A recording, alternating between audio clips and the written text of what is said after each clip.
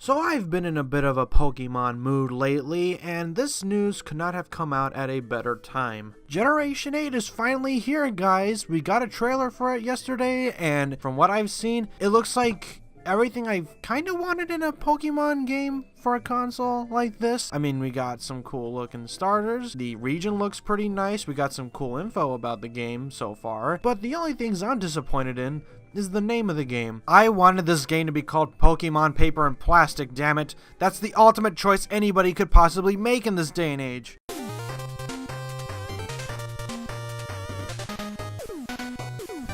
Let's do this. So after the disappointing results of Pokemon Let's Go Eevee and Let's Go Pikachu, we finally have a true Nintendo Switch generation of Pokemon games to grace our TV screens, or for us to just have fun when we're on the go. I personally really did like Pokemon Let's Go Eevee a lot, and I can understand why people didn't like that game so much, but I am at the same time glad that we're getting a return to the original style of Pokemon games that everyone has come to know and love. The Nintendo Direct that revealed Pokemon Sword and Shield said a whole lot about the game without really showing anything or saying anything about it. For example, we're getting gyms back. I didn't really like the Kahuna trials in the Sun and Moon games. That's the only feature that I see that's being brought back from the original Pokemon generations, because everything else about this game seems to be changing so much. For example, if you look at the region, this place looks massive. This is the Galar region. It's quite long, and the thing is, I would like to know is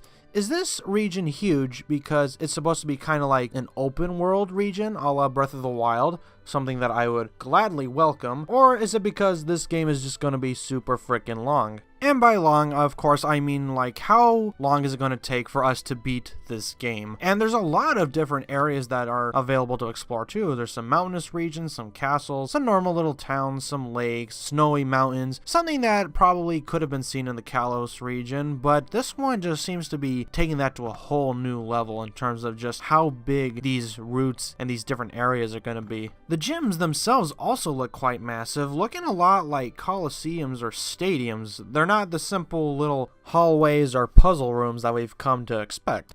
Graphically, this game looks amazing. I thought Let's Go Eevee and Let's Go Pikachu were pretty great looking as they were. They were just like updated 3DS graphics almost, but this one just looks fantastic. This is definitely the graphical style I was hoping that a console HD Pokemon game would take. The battles also look a lot different as well. They actually look like they are actually animated for once, not like previous games where the Pokemon would just stand still and then they would do like a simple little motion and then it's implied that they did a fighting move. This one, it looks like they're a lot more connected. And speaking of Pokemon, how about them starters, huh? How about them power Pokemon girls, eh? That didn't come out right. Like, I don't know about these starter designs. I mean, I'll probably warm up to them as time goes along. I mean, I said that Generation 7's designs were kind of lazy, and now I love the Generation 7 designs. If Fennekin wasn't my favorite, then Litten would definitely be my favorite. But these guys just look a little bit generic to me. Like, these look like the Pokemon that you would catch in the different routes in the Galar region, not the ones that you would choose at the start of the game. I always have a tendency to choose the fire starters in the Pokemon games. I chose Charmander, I chose Fennekin, I chose Torchic, I chose Litten, and I'm probably going to be choosing Scorbunny only because this is the only design that I'm actually kind of okay with, I guess. I mean, yeah, he looks like Bunnery and Emolga's little love child or whatever, but still. I mean, I think it's a little bit more appealing than frickin' Grookey. Grookey? That's what you came up with, is Grookey? I am Grookey. I mean, I guess that is kind of fitting, seeing as how they're both plants. But still, really? Grookey? How long did it take for you to come up with that genius name? I can't even make a joke about that, like, it's just so ridiculous as is. And then we got Sobel. I don't know what it is, but it's more like sober, as in the design team wasn't when they designed this frickin' thing. Okay, actually, in all honesty, Sobel's freaking adorable. Oh, now all I'm doing is just roasting the starters. So, with that said, guys, that's gonna do it for this video, because there's nothing else to really go over, because that was pretty much all the information that was brought up in the Direct. And now all we have to do is just wait for a future Direct, or wait for E3 to get some more details. And I am excited to hear more about how the development of this game is going.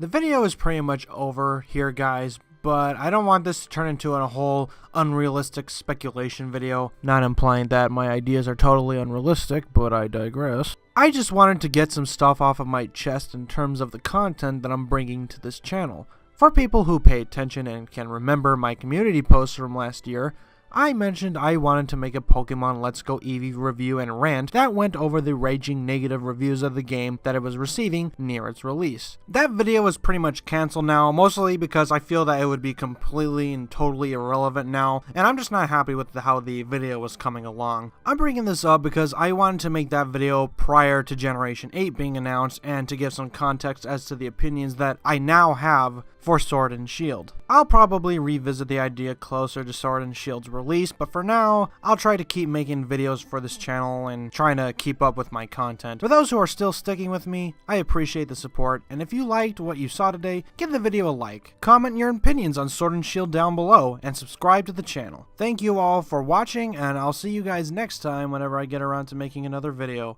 Have a good one.